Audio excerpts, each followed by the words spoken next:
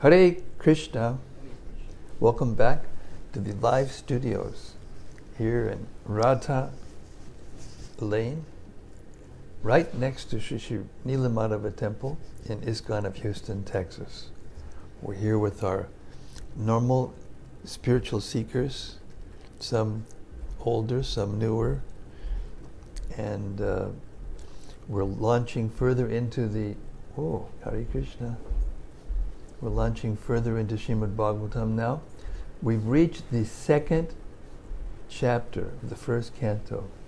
And this is one of my favorite chapters, personally, because it gives a very sweet and succinct kind of summary of the philosophy and the practices of devotional service. So I think all of you will like it too much. All right. Before we begin, we're going to read the Srimad-Bhagavatam Mahima Stotram that we do every day, the beautiful glorification of the Bhagavatam by Srila Sanatana Goswami, the senior disciple of Lord Chaitanya himself. And I was reading this morning in the Chaitanya Charitamrita that Lord Chaitanya is actually Krishna and Radharani in the same form. He's Krishna with a golden complexion and a mood exactly the same as Srimati Radharani, because he wanted to taste what the devotees taste, being with him and serving him.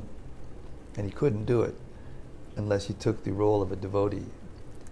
So Radharani is the best devotee and tastes the sweetest and most intense loving exchange.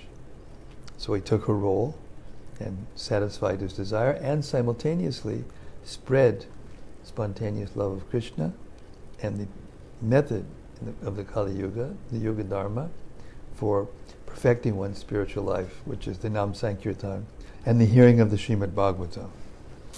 All right.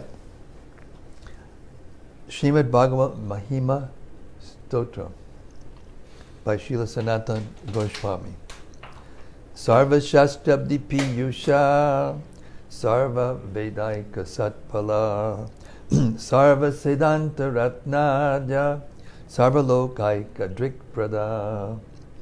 O nectar from the ocean of all scriptures, singular fruit of all the Vedas, rich mine of the precious gems of all conclusive truths, you are the only giver of light to all the worlds. Sarva Bhagavata Prana, Srimad-Bhagavata Prabho, Kalidvandotita Ditya, Sri Krishna Parivartita. O life air of all the Supreme Lord's devotees, O Master, Srimad-Bhagavatam, you are the sun risen in the darkness of Kali. You are the exact image of Sri Krishna. Paramananda Pataya, Prema Varshakshadayate, Sarvada Sarvasevyaya, Sri Krishnaya Namostume. I bow down to you, who are supremely blissful to read.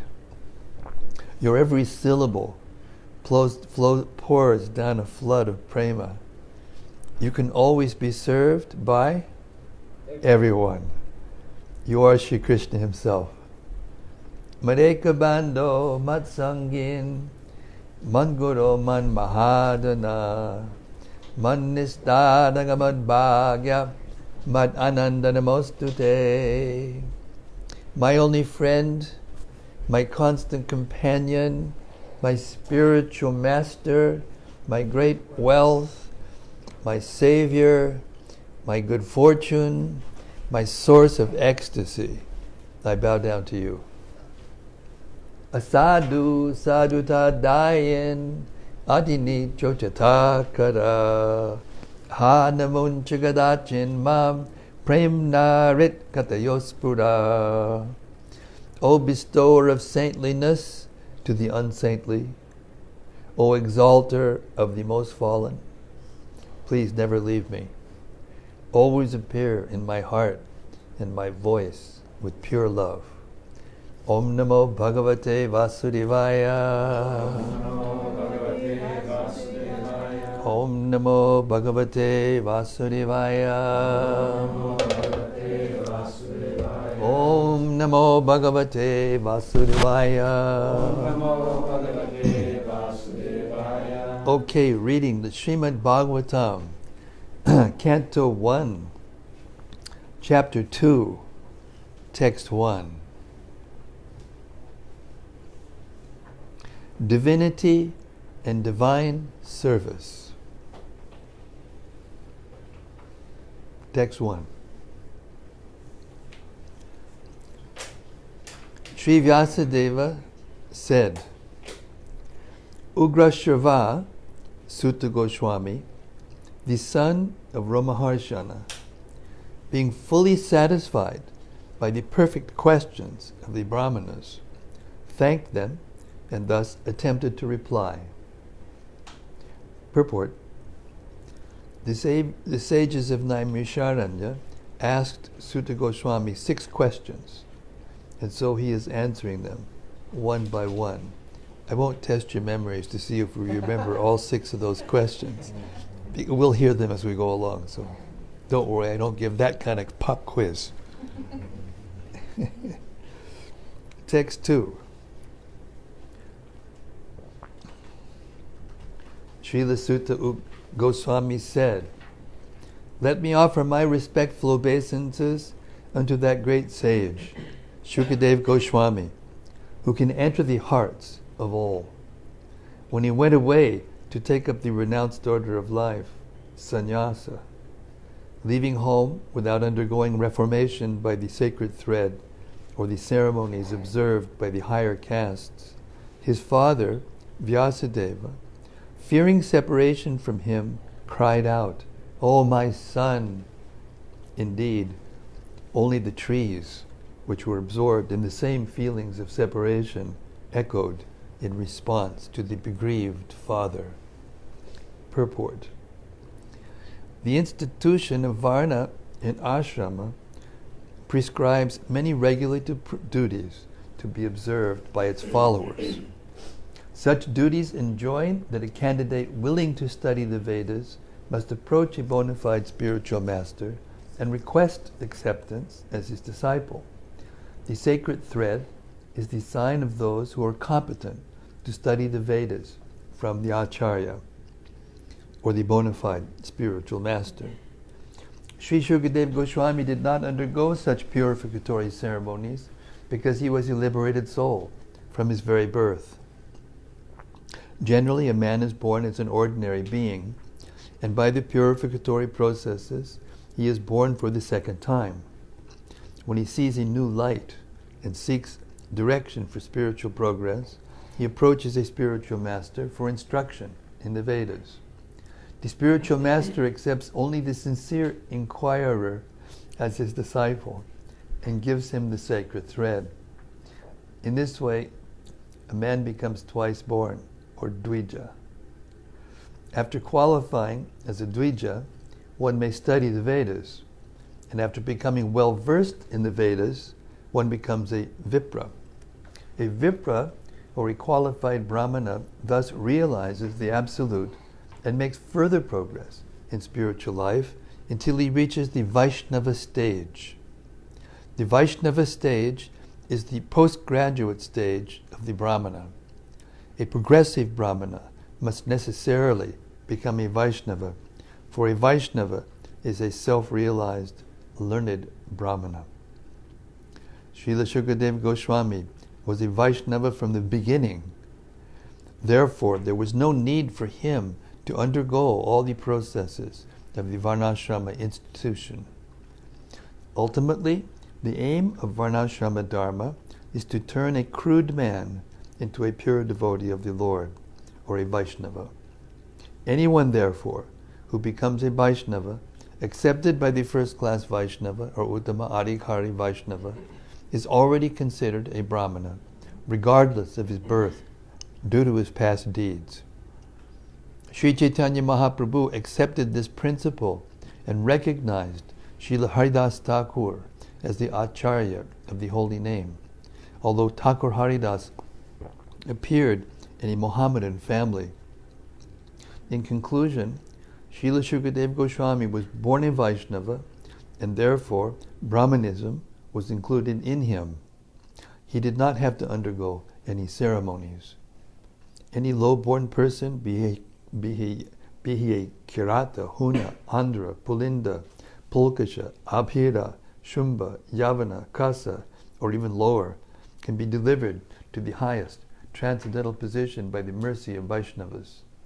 Srila Shukadeva Goswami was the instructing spiritual master of Sri Sutta Goswami, who therefore offers his respectful obeisances unto Srila Shukadeva Goswami before he begins his answers to the questions of the sages at Naimisharanya. Text 3. Let me offer my respectful obeisances unto him, Shuka, the spiritual master of all the sages, the son of Vyasadeva, who, out of his great compassion for those gross materialists who struggle to cross over the darkest regions of material existence, spoke this most confidential supplement to the cream of Vedic knowledge, after having personally assimilated it by experience. Purport. In this prayer, Srila Sutta Goswami practically summarizes the complete introduction of Srimad-Bhagavatam. Srimad-Bhagavatam is the natural supplementary commentary on the Vedanta Sutras. The Vedanta Sutras, or the Brahma Sutras, were compiled by Vyasadeva with a view to presenting just the cream of Vedic knowledge. Srimad-Bhagavatam is the natural commentary on this cream. In other words, it's the creme de la creme. Srila Shukadeva Goswami was a thoroughly realized master of the Vedanta Sutra, and consequently, he also personally realized the commentary, Srimad-Bhagavatam. And just to show his boundless mercy upon bewildered materialistic men who want to cross completely over nations, he recited for the first time this confidential knowledge. There is no point in arguing that a materialistic man can be happy. No materialistic creature can be he the great Brahma or an insignificant ant can be happy. Everyone tries to make a permanent plan for happiness, but everyone is baffled by the laws of material nature. Therefore, the materialistic world is called the darkest region of God's creation. Yet the unhappy materialists can get out of it simply by desiring to get out. Unfortunately, they are so foolish that they do not want to escape. Therefore, they are compared to the camel who relishes thorny twigs because he likes the taste of the twigs mixed with blood. He does not realize that it is his own blood, that his tongue is being cut by the thorns. It's true, that's the way they do. The thorns, the camels eat thorns, and they like it, the taste. Similarly, to the materialist, his own blood is as sweet as honey, and although he is always harassed by his own material creations, he does not wish to escape. Such materialists are called karmis. Out of hundreds of thousands of karmis, only a few may feel tired of material engagement and desire to get out of the labyrinth. Such intelligent persons are called jnanis. The Vedanta Sutra is directed to such jnanis. But Srila Vyasadeva, being the incarnation of the Supreme Lord, could foresee the misuse of the Vedanta Sutra by unscrupulous men. Therefore, he personally supplemented the Vedanta Sutra with the Bhagavata Purana. It is clearly said that this Bhagavatam is the original commentary on the Brahma Sutras. Srila Vyasadeva also instructed the Bhagavatam to his own son, Srila Shukadeva Goswami, who was already at the liberated stage of transcendence. Srila Shukadeva realized it personally and then explained it. By the mercy of Srila Shukadeva, the Bhagavad Vedanta Sutra is available for all those sincere souls who want to get out of material existence. Srimad-Bhagavatam is the one unrivaled commentary on Vedanta Sutra. Sripada Shankaracharya intentionally did not touch it because he knew that the natural commentary would be difficult for him to surpass. He wrote his Shariraka Bhashya, and his so-called followers deprecated the Bhagavatam as some, quote, new, end quote, presentation. One should not be misled by such propaganda directed against the Bhagavatam by the Mayavad school.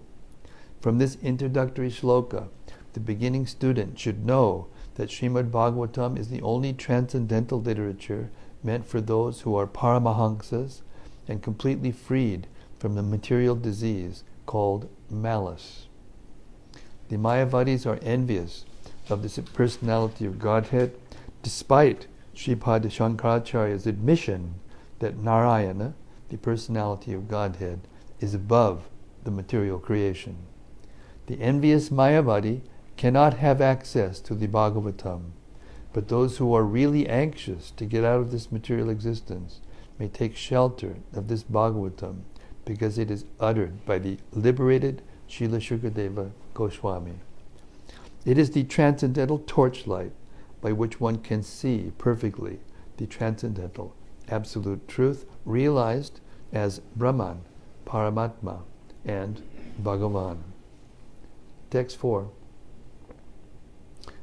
Famous verse. Narayanam namaskritya naram chaiva narotamam devim saraswatim vyasam tato jayam udidajat.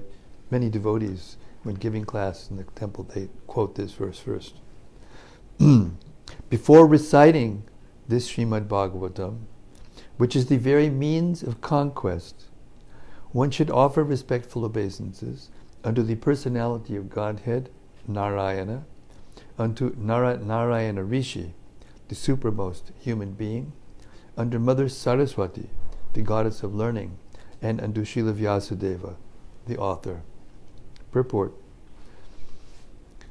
All the Vedic literatures and the Puranas are meant for conquering the darkest region of material existence. The living being is in the state of forgetfulness of his relation with God due to his being overly attracted to material sense gratification since time immemorial. His struggle for existence in the material world is perpetual, and it is not possible for him to get out of it by making plans. Hare Krishna. Nice to see you tonight. Nice to see you. If he at all wants to conquer this perpetual struggle for existence, he must re-establish his eternal relation with God. And one who wants to adopt such remedial measures must take shelter of literatures such as the Vedas and the Puranas. Foolish people say that the Puranas have no connection with the Vedas. However, the Puranas are supplementary explanations of the Vedas, intended for different types of men. All men are not equal. What? But I'm an American. It says in the Constitution. All men are not equal. There are men who are conducted by the mode of goodness, others who are under the mode of ignorance, and others who are under the mode of passion, and others who are in the mode of ignorance. The Puranas are so divided that any class of men can take advantage of them and gradually regain their lost position and get out of the hard struggle for existence. Srila Sutta Goswami shows the way of chanting the Puranas. This may be followed by persons who aspire to be preachers of the Vedic literatures and the Puranas. Srimad-Bhagavatam is the spotless Purana, and it is especially meant for those who desire to get out of the material entanglement permanently. Text 5. O sages, I have been justly questioned by you. Your questions are worthy, because they relate to Lord Krishna and so are of relevance to the world's welfare. Only questions of this sort are capable of completely satisfying the self. Purport.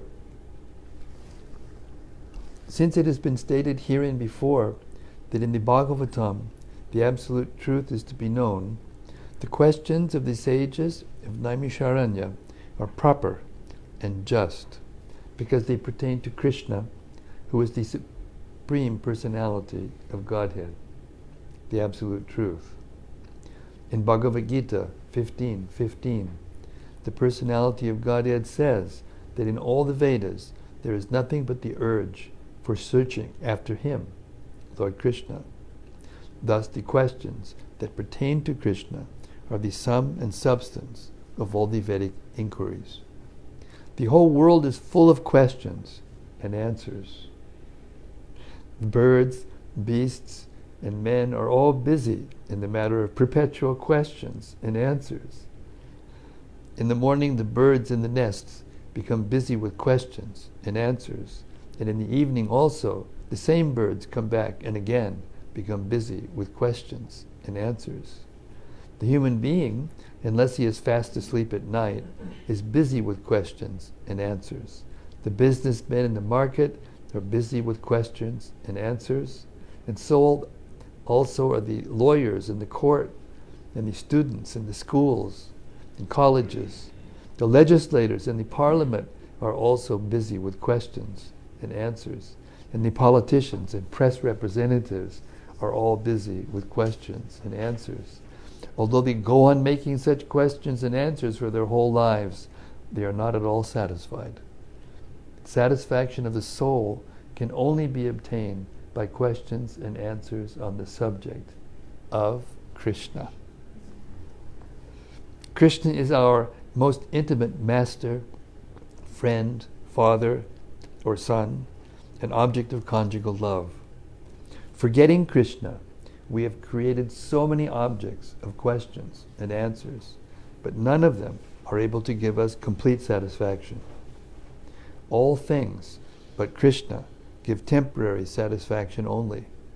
So if we are able to have complete satisfaction, we must take to the questions and answers about Krishna. We cannot live for a moment without being questioned or without giving answers.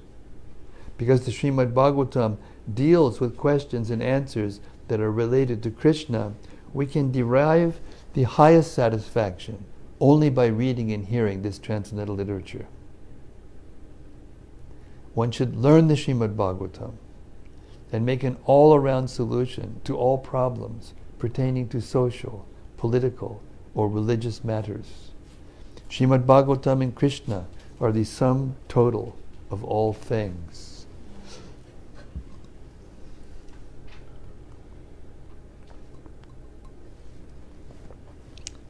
Text 6.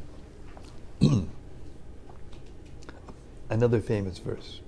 Savai pung sang paro dharmo yato bhaktir aho sajay ahai tuki yapratiyata yatat yayatma supersedati. The supreme occupation, dharma, for all humanity is that by which men can attain to loving devotional service unto the transcendent Lord. Such devotional service must be unmotivated and uninterrupted to completely satisfy the self. Purport. In this statement, Sri Sutta Goswami answers the first question of the sages of Naimisharanya. The sages asked him to summarize the whole range of revealed scriptures and present the most essential part so that fallen people or the people in general might easily take it up. The Vedas prescribe two different types of occupation for the human being. One is called pravriti marga, or the path of sense enjoyment, and the other is called the nivriti marga, or the path of renunciation. The path of enjoyment is inferior, and the path of sacrifice for the supreme cause is superior. The material existence of a living being is a diseased condition of actual life. Actual life is spiritual existence, or Brahmabhuta existence, where life is eternal, blissful, and full of knowledge. Material existence is temporary, illusory, and full of miseries. There is no happiness at all.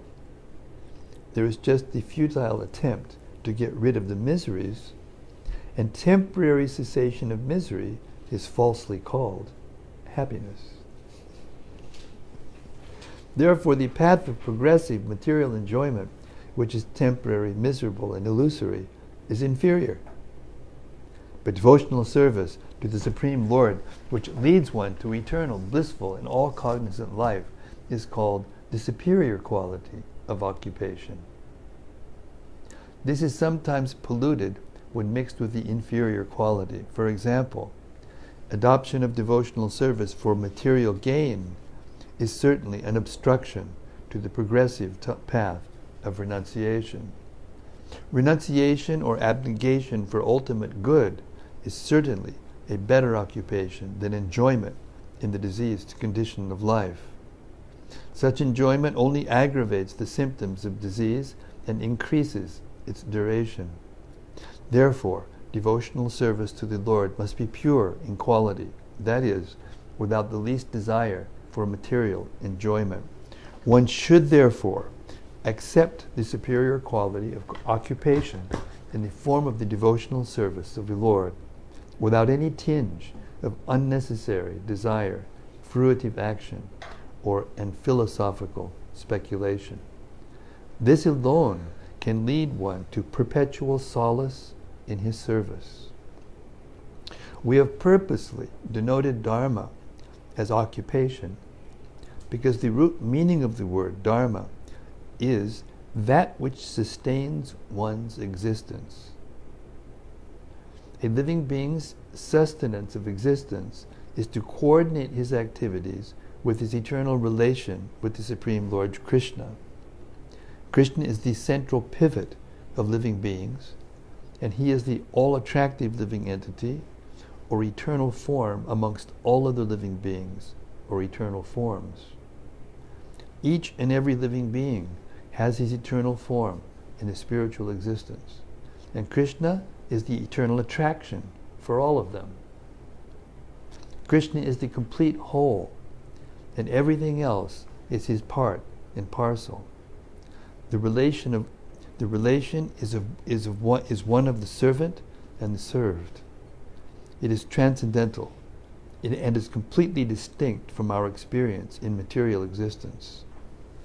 This relation of servant and the served is the most congenial form of intimacy. One can realize it as devotional service progresses. Everyone should engage himself in that transcendental loving service of the Lord, even in the present conditional state of material existence. That will gradually give one the clue to actual life and please him to complete satisfaction. Text 7. Another famous verse. Vasudevi Bhagavati Bhakti Yoga Prayojitaha Janarat Yaishvairagyam Jnanam Chayarahaitukam. By rendering devotional service under the personality of Godhead, Sri Krishna, one immediately acquires causeless knowledge and detachment from the world. Purport.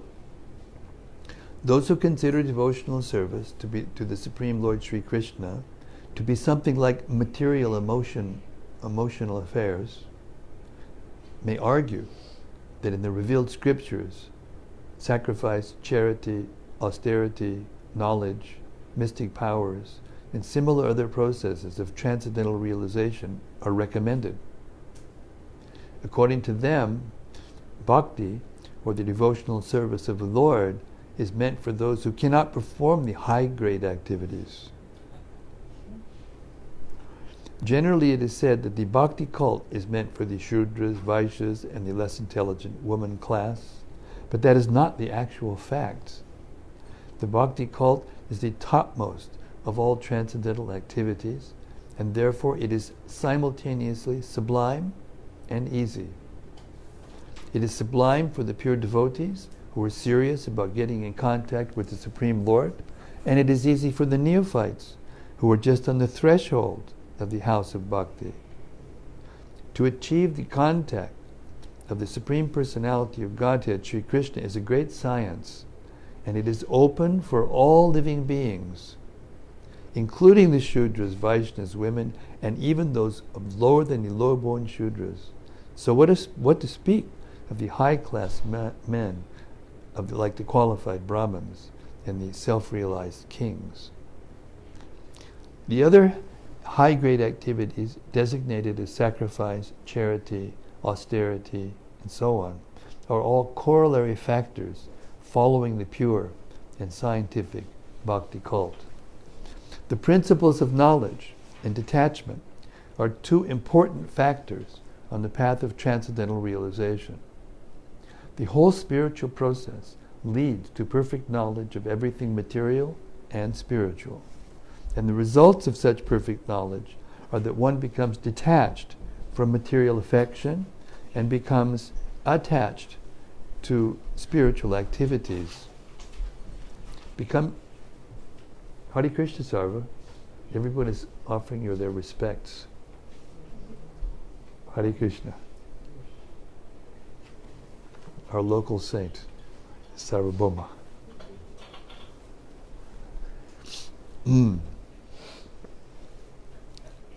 Okay.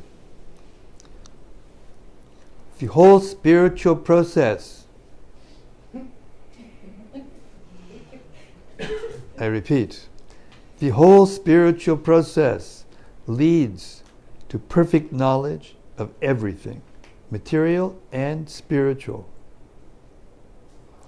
And the results of such perfect knowledge are that one becomes detached from material affection and becomes attached to spiritual activities.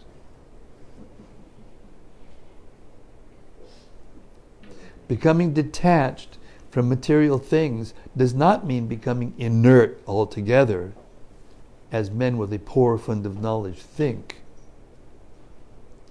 Naishkarma means not undertaking activities that will produce good or bad effects. Negation does not mean negation of the positive. I'll repeat that. Negation does not mean negation of the positive. Negation of the non-essentials does not mean negation of the essential. Similarly, detachment from material forms does not mean nullifying the positive form. The bhakti cult is meant for realization of the positive form. When the positive form is realized, the negative forms are automatically eliminated. Therefore, with the development of the bhakti cult, with the application of positive service to the positive form, one naturally becomes detached from inferior things and becomes attached to superior things. Similarly, the bhakti cult, being the supermost occupation of a living being, leads him out of material sense enjoyment. That is the sign of a pure devotee. He is not a fool, nor is he engaged in the inferior energies, nor does he have material values. This is not possible by dry reasoning. It actually happens by the grace of the Almighty. In conclusion, one who is a pure devotee has all other good qualities, namely knowledge, detachment, and so on. But one who has only knowledge and detachment is not necessarily well acquainted with the principles of the bhakti cult. Bhakti is the supermost occupation of the human being. Text 8.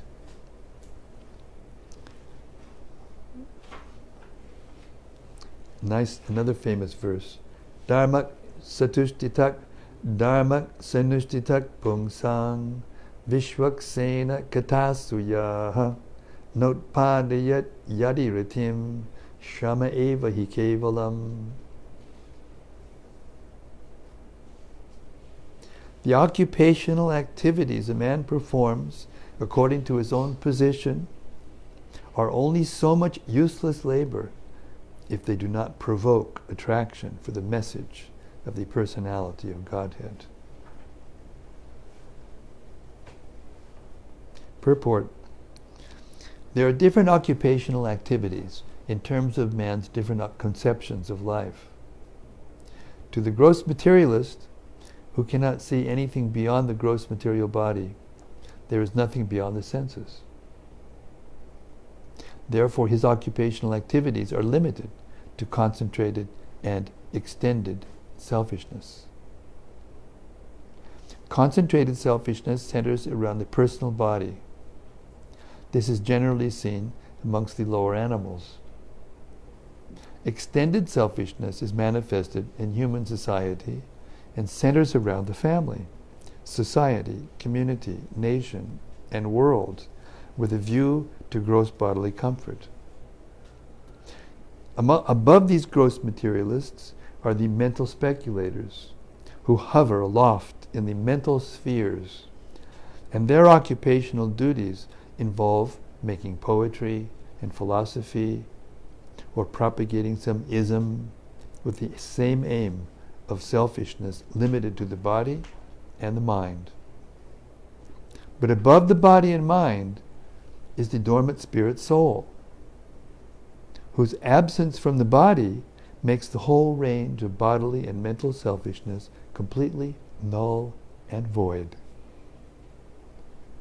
But less intelligent people have no information of the needs of the spirit soul. Because foolish people have no information of the soul and how it is beyond the purview of the body and mind, they are not satisfied in the performance of their occupational duties. The question of the satisfaction of the self is raised herein.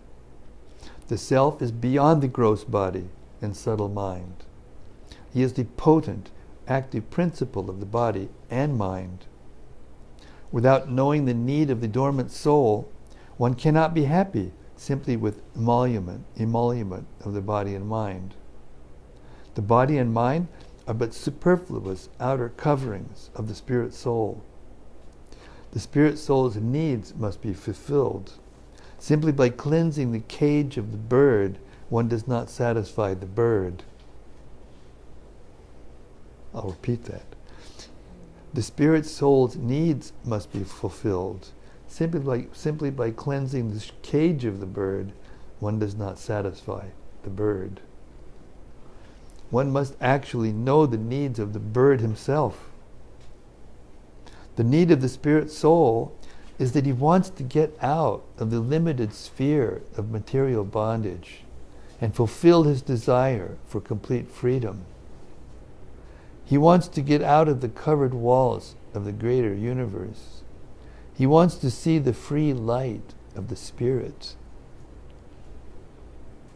That complete freedom is achieved when he meets the complete Spirit, the personality of Godhead.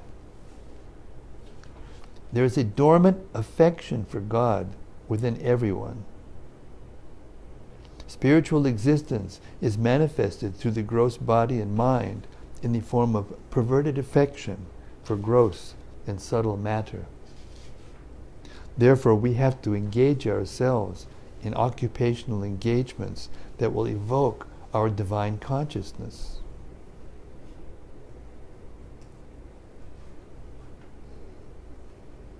This is possible only by hearing and chanting the divine activities of the Supreme Lord.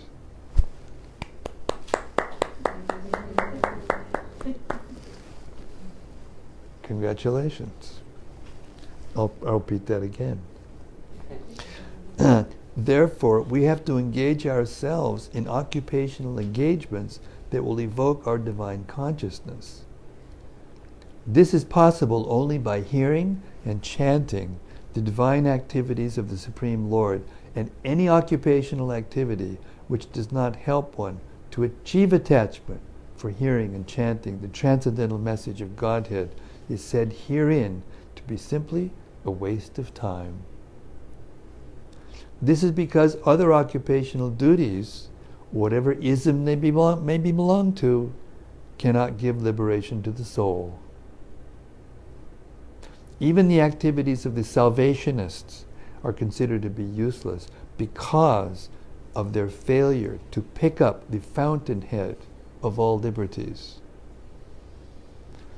The gross materialist can practically see that his material gain is limited only to time and space, either in this world or in the other. Even if he goes up to the Swargaloka, he will find no permanent abode for his hankering soul. The hankering soul must be satisfied by the perfect scientific process of perfect devotional service.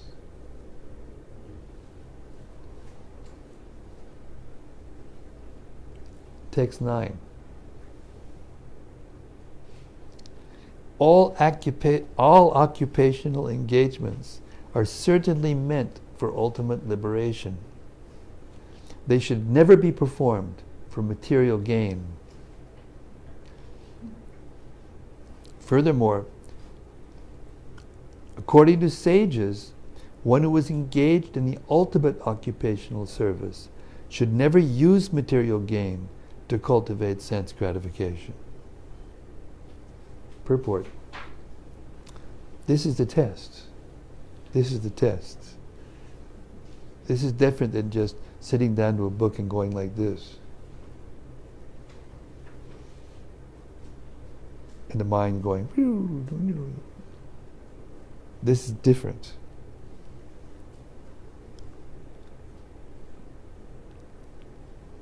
This is what is meant by hearing and chanting.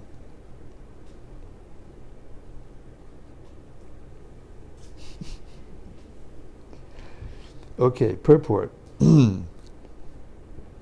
We have already discussed that pure devotional service to the Lord is automatically followed by perfect knowledge and detachment from material existence. But there are others who consider that all kinds of different occupational engagements, including those of religion, are meant for material gain. This is called, in America, the prosperity philosophy. The evangelicals, the prosperity religion. Just send me your money in an envelope and I will put it as a seed and it will come back to you 10 times. So one guy gets caught, the address that he gave, and they thought that they were sending to him, was the address of the bank. So the bank tellers, guys, were instructed, you just take the money and put it in my account and throw away the note that's supposed to be the seed, the prayer. Hare Krishna. But there are others who consider... Yeah, I know it's hard to swallow. But there...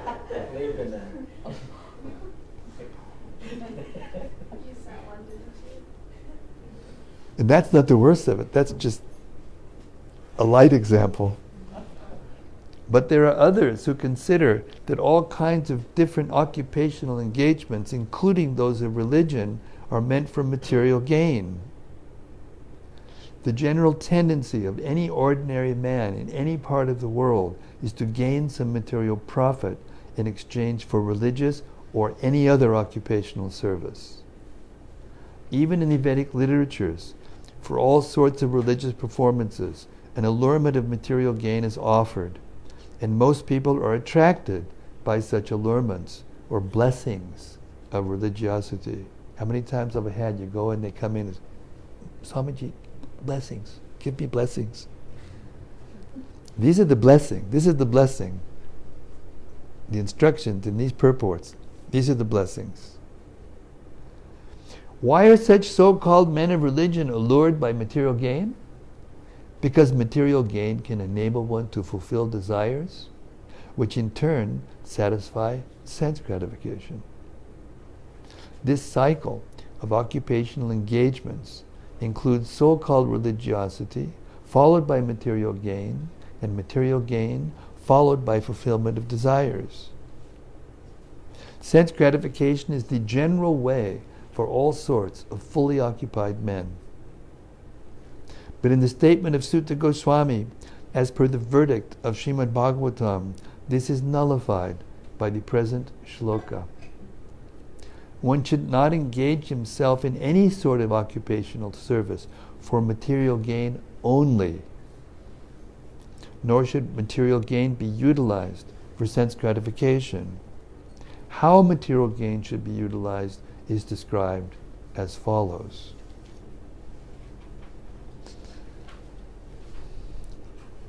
Text 10. Life's desires should never be directed towards sense gratification. One should desire only a healthy life or self-preservation, since a human being is meant for inquiry about the absolute truth. Nothing else should be the goal of one's work. Purport. The complete bewildered material civilization is wrongly directed towards the fulfillment of desires in sense gratification. In such civilization, in all spheres of life, the ultimate end is sense gratification.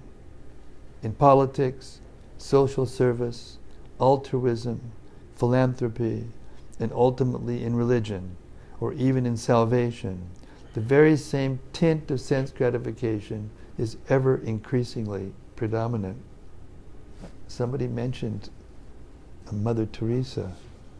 Did you see today what happened? They're arrested for trafficking children. Yes. In the political field, the leaders of men fight with one another to fulfill their personal sense gratification. The voters adore the so-called leaders only when they promise sense gratification. As soon as the voters are dissatisfied in their own sense gratification, they dethrone the leaders. The leaders must always disappoint the voters by not satisfying their senses. The same is applicable in other fields. No one is serious about the problems of life. Even those who are on the path of salvation desire to become one with the absolute truth and desire to commit spiritual suicide for sense gratification. But the Bhagavatam says that one should not live for sense gratification. One should satisfy the senses only inasmuch as required for self-preservation and not for sense gratification. Because the body is made of senses, which also require a certain amount of satisfaction, there are regulated directions for satisfaction of such senses. But the senses are not meant for unrestricted enjoyment. For example, marriage, or the combination of a man with a woman, is necessary for progeny, but it is not meant for sense enjoyment. In the absence of voluntary restraint, there is propaganda for family planning. But foolish men do not know that family planning is automatically executed as soon as there is search after the absolute truth. Seekers of the absolute truth are never allured by unnecessary engagements in sense gratification. Because the serious students seeking the absolute truth are always overwhelmed with the work of researching the truth.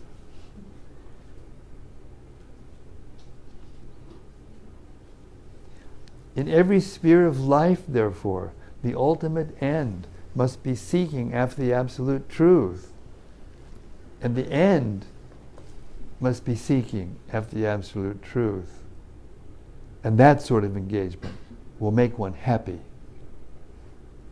because he will be less engaged in varieties of sense gratification. And what that absolute truth is explained as follows. Text 11. Another very famous verse. Vidanti tat tatva vidas tatvam yaj jnanamadvayam brahmiti paramatmiti bhagavan iti shabhyate. Learned transcendentalists who know the absolute truth call this non-dual substance Brahman, Paramatma, or Bhagavan. Purport. The absolute truth is both subject and object, and there is no qualitative difference there. Therefore, Brahman, Paramatma, and Bhagavan are qualitatively one and the same.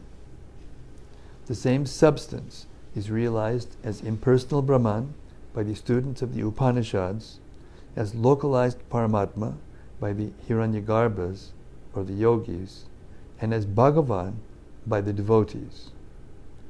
In other words, Bhagavan, or the personality of Godhead, is the last word of the absolute truth. Paramatma is the partial representation of the personality of Godhead, and impersonal Brahman is the glowing effulgence of the personality of Godhead, as the sun rays are to the sun god. Less intelligent students of either of the above schools sometimes argue in favor of their own respective realization. But those who are perfect seers of the absolute truth know well that above these features of one absolute truth are different perspectives. But those who are perfect seers of the absolute truth know well that above three features of the one absolute truth are different perspective views seen from different angles of vision. As it is explained in the first sloka of the first chapter of the Bhagavatam, the Supreme Truth is self-sufficient, cognizant, and free from the illusion of relativity. In the relative world, the knower is different from the known. But in the absolute truth, both the knower and the known are one and the same thing.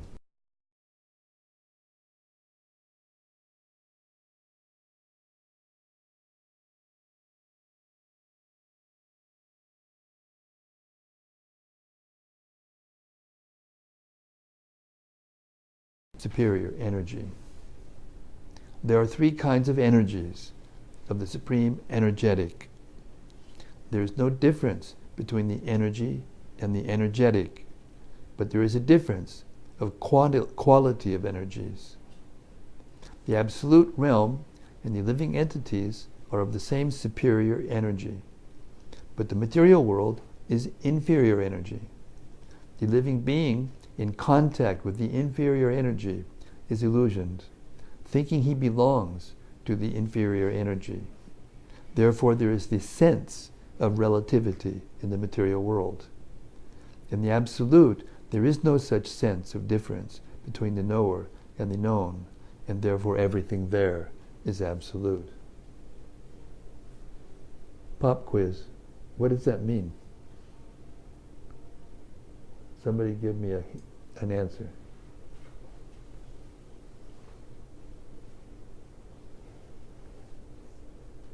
Let those who have ears hear.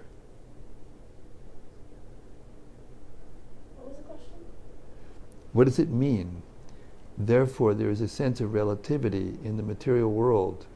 In the absolute, there is no such sense of difference between the knower and the known, and therefore, everything there is absolute.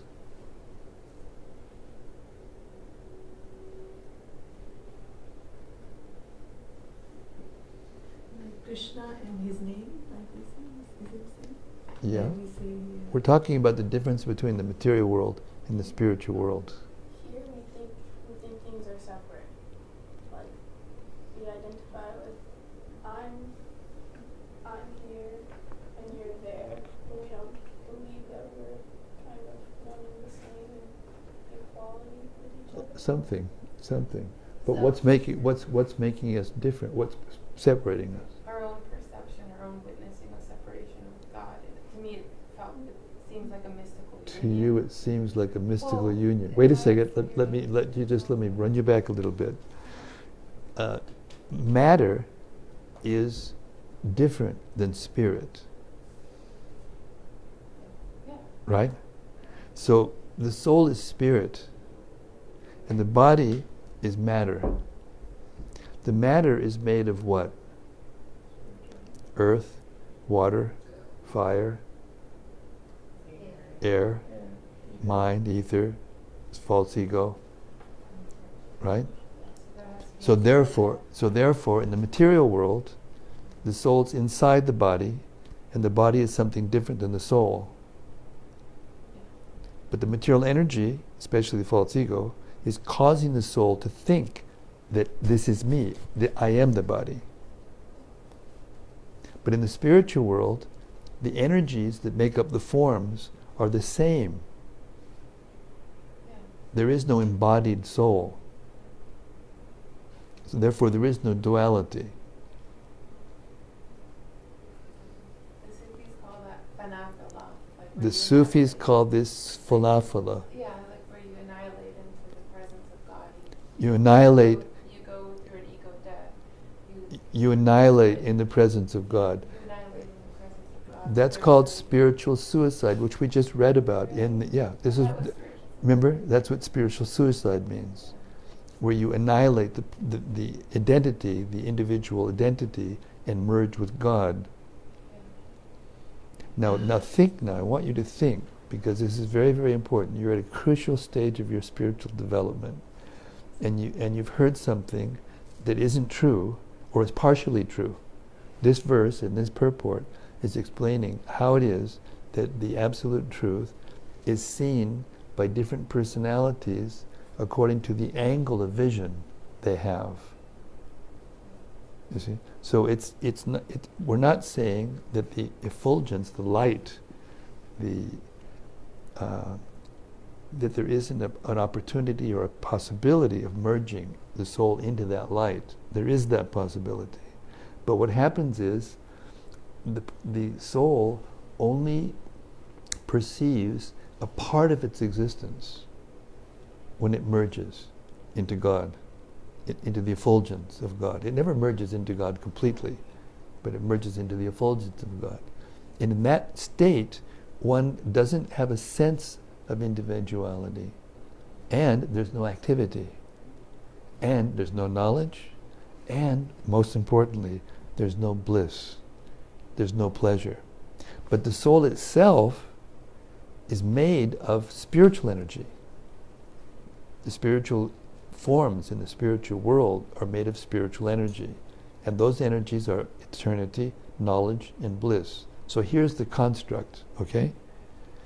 The construct is that the forms of the material world are made of earth and water and fire and air and ether. And those forms are constantly changing according to the movement of time. And the soul is not changing. The soul is staying the same. So therefore, all the attempts that the soul makes in the material world to enjoy earth and water and fire and air and ether and those forms cannot give satisfaction to the soul because they're temporary.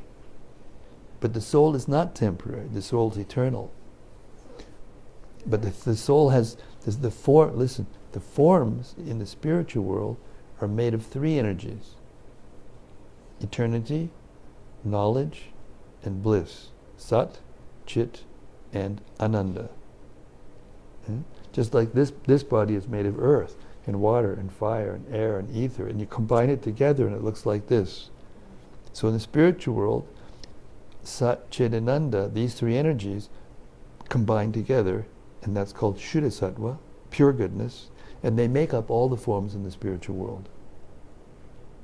Therefore, we say that God and His name are the same.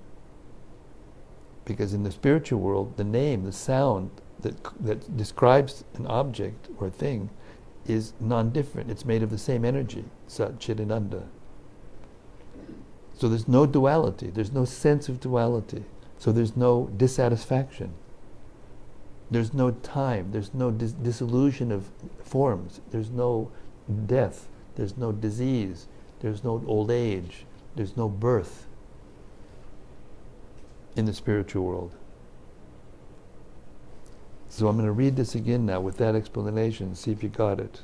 Okay? Here it is again.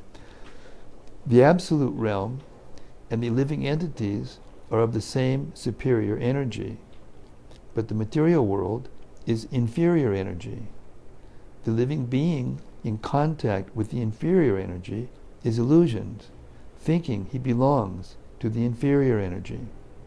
Therefore, there is a sense of relativity in the material world. In the absolute, there is no such sense of difference between the knower and the known, and therefore everything there is absolute. Text 12.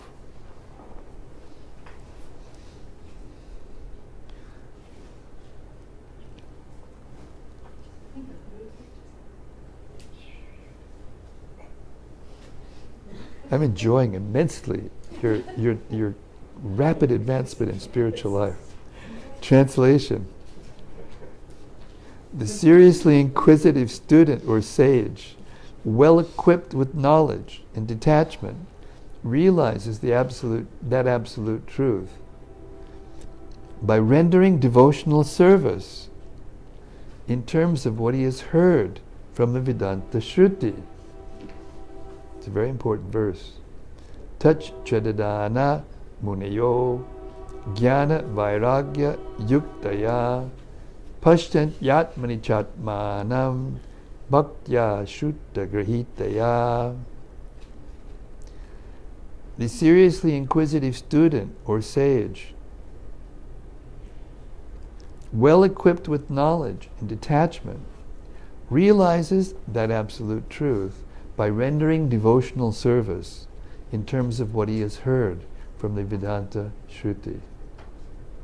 Purport. The absolute truth is realized in full by the process of devotional service to the Lord. Vasudeva, or the personality of Godhead, who is the full-fledged absolute truth. Brahman is his transcendental bodily effulgence, and Paramatma is his partial representation. As such, Brahman, or Paramatma realization of the absolute truth, is but a partial realization. There are 4 different types of human beings: the karmis, the jnanis, the yogis, and the devotees. The karmis are materialistic, whereas the other 3 are transcendental. The first-class transcendentalists are the devotees, who have realized the Supreme Person. The second-class transcendentalists are those who have partially realized the plenary portion of the Absolute Person. And the third-class transcendentalists are those who have barely realized the spiritual focus of the Absolute Person. As stated in the Bhagavad Gita and other Vedic literatures, the Supreme Person is realized by devotional service, which is backed by full knowledge and detachment from material association. We have already discussed the point that devotional service is followed by knowledge and detachment from material association. As Brahman and Paramatma realization are imperfect realizations of the Absolute Truth, so the means of realizing Brahman and Paramatma, that is, the paths of jnana and yoga, are also imperfect means of realizing the Absolute Truth.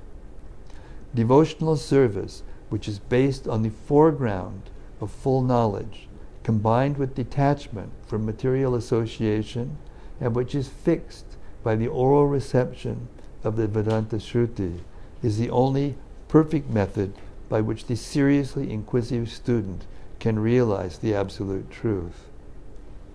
Devotional service is not, therefore, meant for the less intelligent class of transcendentalists. There are 3 classes of devotees, namely first, second, and third class.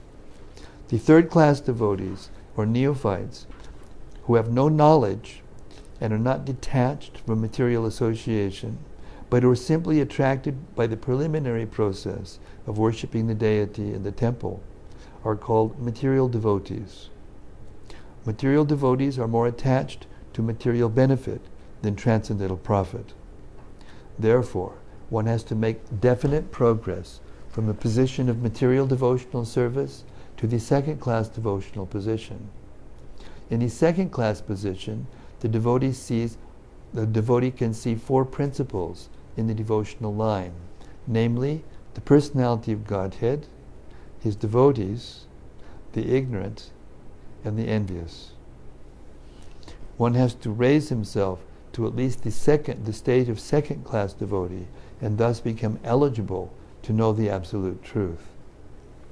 A third-class devotee, therefore, has to receive the instructions of devotional service from the authoritative sources of Bhagavata. The number one Bhagavata is the established personality of devotee, and the other Bhagavatam is the message of the Godhead. The third-class devotee, therefore, has to go to the personality of devotee in order to learn the instructions of devotional service. Such a personality of devotee is not a professional man who earns his livelihood by the business of Bhagavatam. Such a devotee must be a representative of Shukadev Goswami, like Sutta Goswami, and must preach the cult of devotional service for the all-around benefit of all people.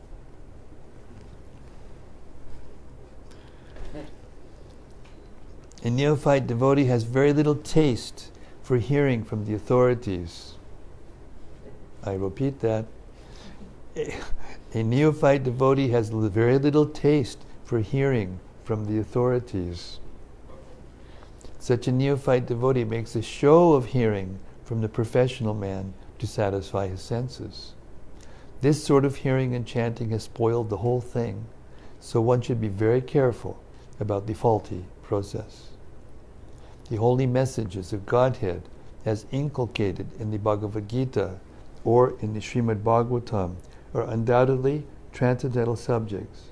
But even though they are so, such transcendental matters are not to be received from the professional man, who spoils them as the serpent spoils milk simply by the touch of his tongue. A sincere devotee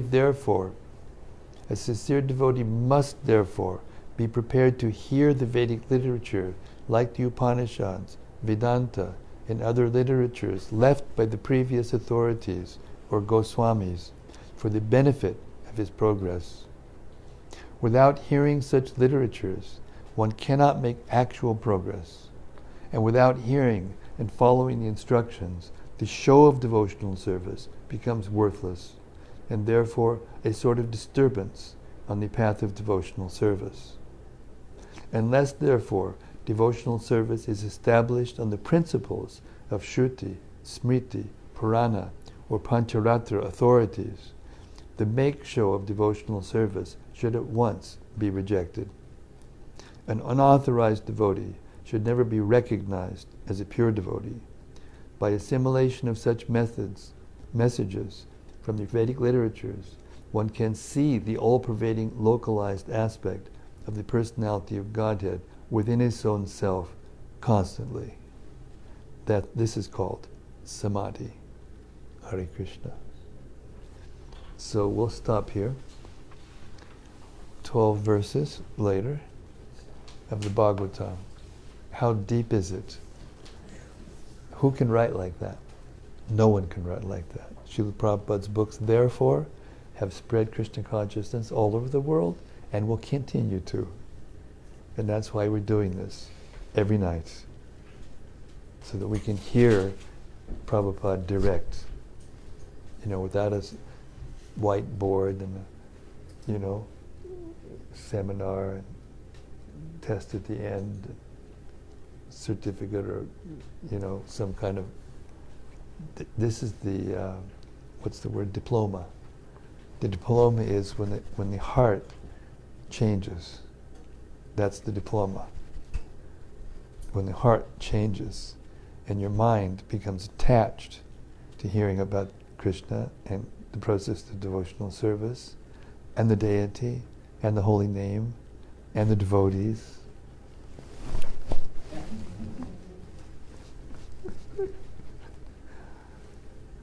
Spiritual diploma. And the spreading, and the sharing. When you get something so wonderful as this, you going? I have read here. I will see you. I'll be there tomorrow. Thank you so much. Thank you. It's a pleasure to see you come Oh, regularly. Maharaj, it's a pleasure to be here. Hare Krishna. Haribol. And yeah. She just can barely hold it back. Okay, go ahead. Okay, so I wrote it down. Okay. So I'm hearing that, like, what other paths do, like, what my Sufi path. We're hearing from Marcella, who has been not raised. I've been reading the mystical. Well, it's the path that I found, it's the mystical She's following a mystical path called Sufism, which is a mystic path that came out of Islam, combined with Zoroastrianism and other things from India. Go ahead. So you guys consider it spiritual? You guys consider it spiritual suicide. No, you see, when you're now in association with devotees and learned persons, so you have to be very careful how you speak. Okay, so out of the It's not that us guys are thinking this. We're passing knowledge down from the Vedic scriptures, which came from the beginning of the creation and is being passed down to us. So what we just heard was that this impersonal spiritual light, you can't really, like, in Sufism they taught us that you can't really know God unless you in know Sufism you can't really know God unless you know yourself. But it's not the self that we seek to know. But it's not the self that we seek to know. It's It's the reality of the soul and the seeker. So what is the self? The self it's conditioned. So it's a What is state the of what is the self?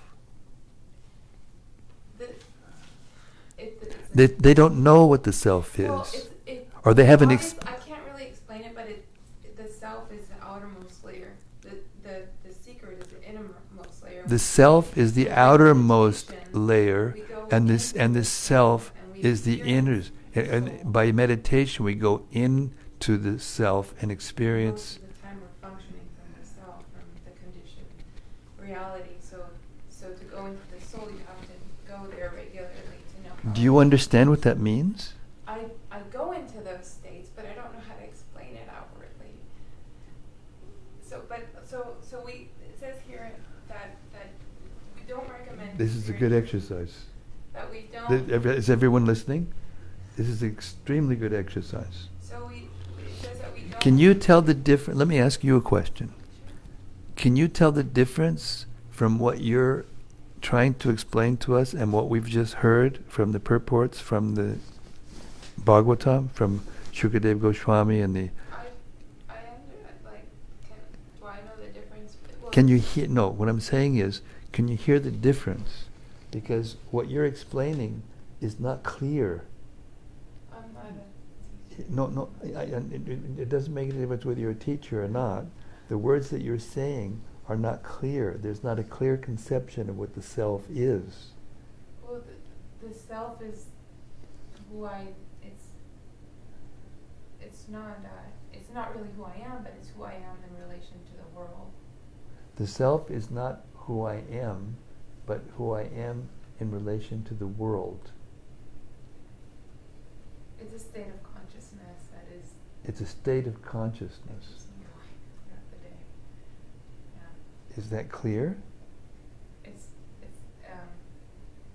See, the conception of the self in the Vedas is that the self is a part and parcel of the Supreme Self. it is this, each self is consciousness. It is consciousness. The self is consciousness. But it's a part of the Supreme Self, which is full consciousness. But it's not that when we come into the world and we're distributed everywhere, so many souls, so many sparks of consciousness, that the source of the consciousness or the supreme consciousness goes away. The supreme soul remains the supreme soul eternally, and the individual parts and parcels souls, the individual souls, remain individual souls eternally. And the example is given of the sun. The sun is the source of the sunshine. And the sunshine is made up of individual particles of sunshine called photons. So it's an analogy. This is an analogy to make it clear. So Krishna is like this, the supreme spiritual being, the supreme being. And the individual souls are like the photons, individual particles of consciousness, but not impersonal consciousness, not just a state of consciousness. They're persons. Therefore we're saying that now the self is different than the body, but in the spiritual world the body and the self are the same. We have a body that's made of consciousness. But now the individual consciousness is a little chisp of spirit, atomic particle of spirit. And it's inside the body, in the heart, within the area of the heart. And it's emanating consciousness. And therefore the material body can act and feel and smell and think and do all the things that it does. But when that individual soul leaves the body, then the body is dead. It's inert. Can't do anything. So when the soul leaves the material body, self-realized, then it goes back to the spiritual world, where it regains its original spiritual body and has personal relationship with the Supreme Spirit, the Supreme Lord. And that's the eternal position. But in between those two positions, there's a spiritual sky, there's an effulgence coming from God and from all the spiritual forms and the planets. And in between those planets, there's a sky. And that sky is made up of individual souls packed together, just like the sunshine is like photons packed together coming from the sun. So in that state, we have a feeling of bliss, we have a feeling of freedom, we have a feeling of, how do I say this? Freedom from material anxiety, freedom from duality, freedom from material energy. But we don't have the knowledge of who we are, and we don't have activity with the Supreme Self that gives us bliss or pleasure. So in the material world, we're all looking for pleasure. Why? Because we have the spirit soul is inside and it's made of pleasure. But the senses don't have the capacity to feel pleasure.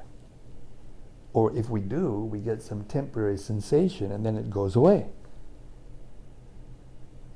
And eventually the form goes away. Not just the pleasure goes away, but the form goes away. So we're always dissatisfied. This is the worldview of, the complete worldview of the Vedic knowledge, the Vedic scriptures. And all scriptures are coming from that same body of knowledge. Even the Quran, even the Torah, even the Bible, they're all coming from the original root of the Vedas, of the Vedic hymns, the Vedic knowledge. So I'm trying to encourage you here, because what you've experienced is a part of God consciousness. We're not saying that you have not experienced God. No, listen. I'm not saying that you haven't experienced God, but you've only experienced part of His whole being. And when you experience the whole being, then automatically you get that realization of the light and the sensation of being free and all those things. My question is more like, I don't know if I'm really asking it. Like, so the other path, they focus on annihilation, because the annihilation. The other path? What is the other path? Every path has like a different way to God. When you say other path, you mean other than Sufism? Well, what I've been taught is that, like, I'm having a hard time asking. Like, I'll just forget it. I think she's saying annihilation. Annihilation. Ego is how you're saying it. She doesn't understand what It's she's like, saying. so I'm having a hard time like asking. So we go through annihilations, and through each annihilation we kind of shed a layer of the false self, and in that layer light comes through. Then we experience spiritual alchemy. We can contain more light. So we're trying to expand our container of spiritual vibration so that we can hold more of the divine reality, the Gnostic reality of God. Is Gnostic. Not Gnostic. Have you heard that term? Gnosticism. Is that not what Gnostic. this No. does? Is this a different Yes. type of path to God? No, How can no. you explain it? I'm trying. I'm trying to explain it. Okay. The self is eternal. The self doesn't change. The self is covered by material energy. When the self is uncovered from material energy, then its natural spiritual identity becomes revealed. That revelation has degrees of revelation. The first part of it, the first revelation, is that we're not material, we're spiritual by nature. The next revelation is that's negative. That's a negative realization. It doesn't tell you what you are, it tells you what you're not. You're not the body, you're not material energy. Those layers that you're talking about, as they become peeled off, then we become we realize more and more that we're not the body, that we're not those layers, that we're a spiritual being. Right? So that's the beginning of spiritual realization.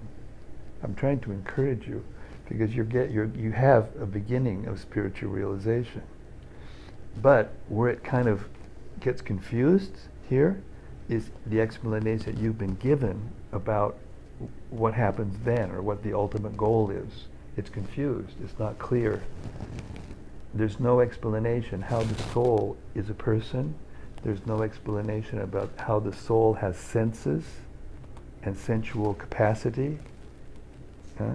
And how in the spiritual world there's other souls with spiritual senses, that the Supreme Soul has spiritual senses, and then the natural position for the soul is to meet with the Supreme Soul and the other liberated souls in the spiritual world and engage in activities of loving exchange, loving affairs, loving service.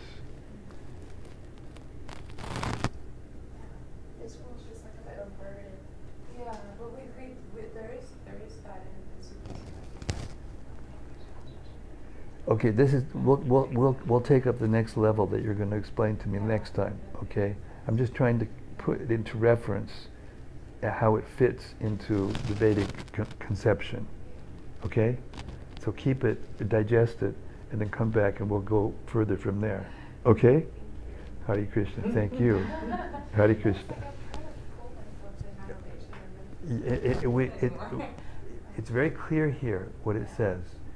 We have to learn how to inquire. We have to learn how to inquire, and the only way you can get it is by submissive oral reception. You have to inquire submissively and find out. But if you have the answer, and you're trying to explain to me what the answer is, and trying to figure out how it fits with what we're saying, right? Kind of drop the other stuff again. No, not literally drop it, but just keep inquiring. We'll keep explaining until the pieces come together. Okay? Hare Krishna. Hare Krishna. Thank you. Thank you very much, everyone out in cyberspace. We're having these wonderful discussions, enlightening souls in devotional service and sharing and relishing devotional service ourselves by the hearing process. And we're learning what it takes, isn't it? We're learning what it takes. Okay, we'll see you all tomorrow night, and we're going to go deeper into the second chapter of the first of canto of Srimad-Bhagavatam. Srimad-Bhagavatam ki jai. Srila Prabhupada ki jai. Gaur Pramananda Hari Hari Bo. Hari Krishna.